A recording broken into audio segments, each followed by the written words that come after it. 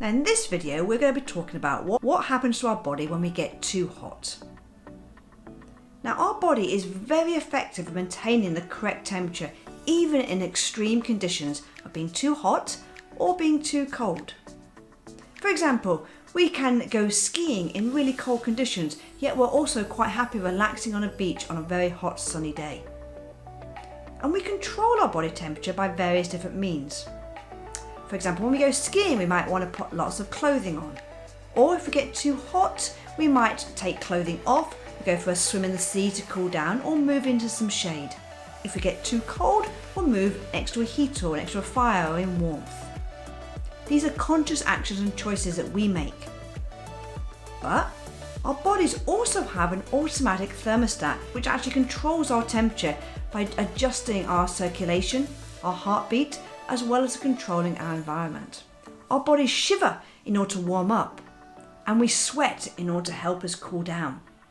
But problems can occur when the thermostat does not function correctly due to being too hot or too cold, to the extremes of those temperatures.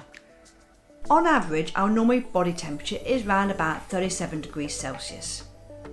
If our body temperature drops and we go too cold and it goes below 35, that's someone that's suffering from hypothermia.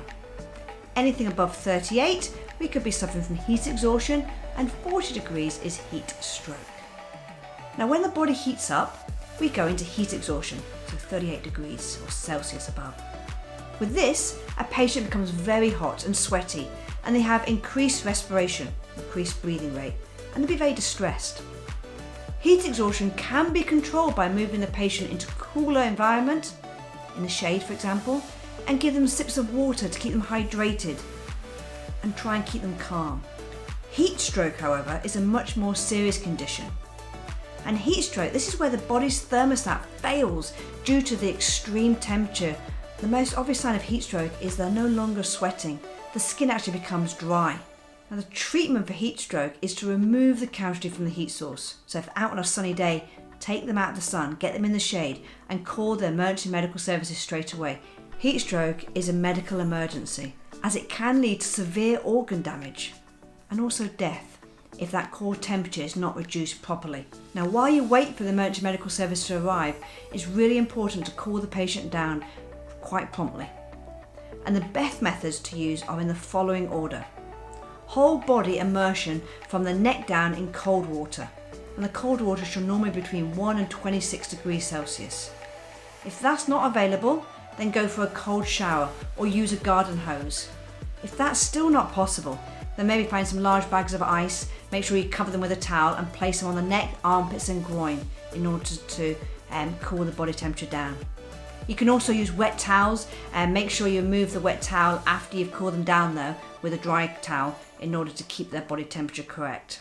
Now one important factor with any heat related problem is dehydration. So whenever you are in an extreme temperature, always make sure you drink plenty of water to avoid being dehydrated in the first place. Now complications of being too hot can cause somebody to have a convulsion, and this is quite common in children, where they just can't control their body temperature effectively. They will have a febrile or febrile convulsion. This happens because a child's brain is not fully developed. Febrile convulsions can also happen if a child maybe has an inoculation, an injection, or has an illness and their body temperature has risen. It's not only because they've been outside in the environment. Now approximately 3 in every 100 children have at least one convulsion in their lifetime.